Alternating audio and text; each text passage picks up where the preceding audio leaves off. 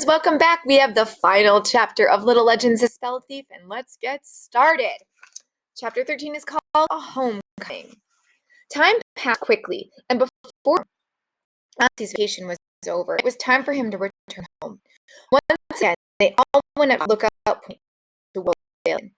But this time, there's no racing and no excitement. Maybe we could come visit you, Jack said. No, they all no way they'd be allowed to go to far, far away on their own.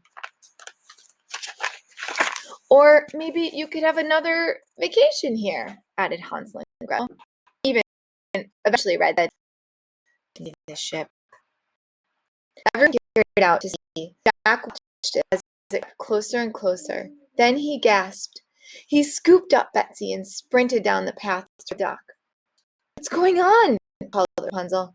"I'm not sure," shouted Jack, "but I think I saw my dad on the deck." By the time Jack and the others had arrived at the dock, the ship was starting to unload. Jack watched as a stream of travelers poured out of the boat, carrying luggage and talking of the exciting times they had. The streams of people became a trickle, and then eventually there was no one left. Maybe it was just someone who looked like Dad.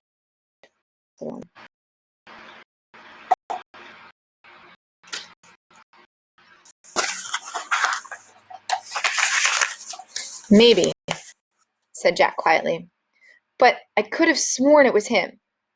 "I'm sorry, Jack." Red placed a hand on her friend's shoulders. "Shall we help Anansi get his things?" As they turned to leave, a grating creak rang out. A huge door was opening on the boat. A ramp slid out until it rested on the docks. Then a team of people started to unload some heavy-looking machinery. Jack blinked in surprise.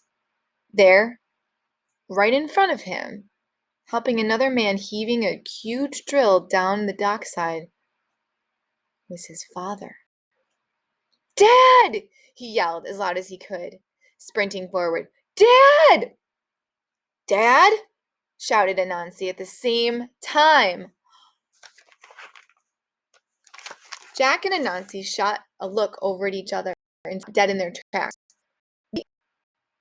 "We have the same dad?" Anansi burst out laughing. "No," he said when he could finally speak again. "My dad's the other man."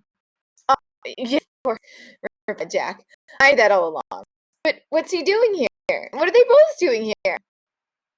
"What, are you not happy to see me?" called out Jack's father as he walked over, with a big grin across his face.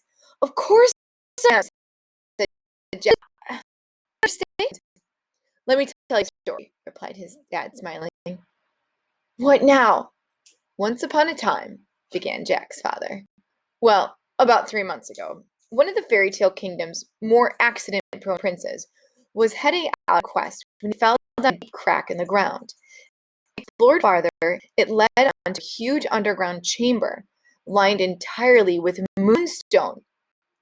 Jack's father smiled broadly. Nobody could tell how much moonstone was hidden in there, so a mining team was sent home to find out. And that's where Abioi and I come into it. He nodded at Anansi's father. "You and Anansi's dad know each other?" Jack asked, with his mouth open. "Been for years, Jack's dad," tapping Abioi on the shoulder. "Not at first, though," said Abioi. "There were a few misunderstandings when we first met." "I'll water the Troll's Bridge now," said Jack's dad. I hope you've made Anansi feel at home, Jack." Said Jack. "Must rather be," said Anansi quickly. "Well, that's good," said Abioi, "because we're going to be living here as long as there's moonstone to mine." "Really?" exclaimed Anansi. "Really?" said his father. "What about Mom?" said Anansi. "She'll be coming too," said Abioi. "But there's a few things we need to sort out first, okay?"